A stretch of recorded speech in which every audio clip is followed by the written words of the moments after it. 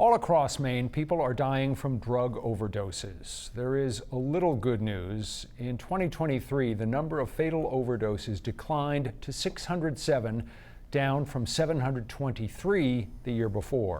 Behind each of those deaths is a family's tragedy. 207's Don Kerrigan is here with the story of one of them, a reminder that drugs continue to cause a tremendous amount of pain. Hi, Don. Hi there. So many of us at least know of families that have been touched by this.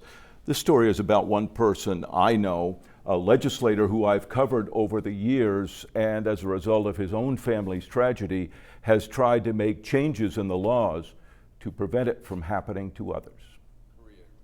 This was an accomplishment that was a long time in the making. Brad Farrin knows how things work. He's a three-term state senator, served a full career in the Air National Guard, plus a regular job. We're going to go through these initiatives. Farrin also raised two daughters and says he and younger daughter Haley were especially close after Farrin and Haley's mother divorced more than 20 years ago. She loved going to the Keys as opposed to, there was no Disney World or whatever. It was like, where are we going? Red Sox, Dolphins fan. That Miami Dolphins. She was a fan with me, with them. And we did sporting events. We traveled in D.C., Washington. I was teaching down at the Pentagon for a number of years, and she'd come down with me there. And really, until Lynn and I met, Haley was kind of like my best friend as well, and we did a lot together. Lynn and Brad Farrin married 14 years ago, and they've been close co-parents with Haley's mom, Tammy, and her husband, Sam, who now live in Florida. She was super loving and smart. She was the person we called when we had questions about most anything. But they say by the summer of 2022, Haley had problems, a breakup, and then a new bad boyfriend. And so when they broke up, Haley's self-esteem was very, very low. And then she met this manipulator.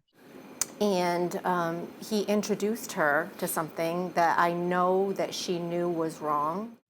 What was wrong, they later learned, was Haley taking drugs, including fentanyl. The parents didn't know, but they knew Haley had changed, and then... It was July 27th. It was about 8:30 in the morning. Tammy says they were worried about Haley, so she and Sam went to Haley's house in Skowhegan.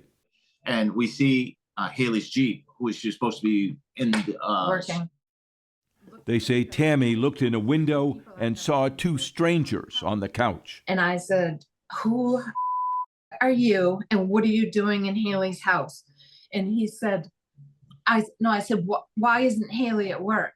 And he said, well, he says, I don't know. She just took a shower and went and passed out in her bedroom.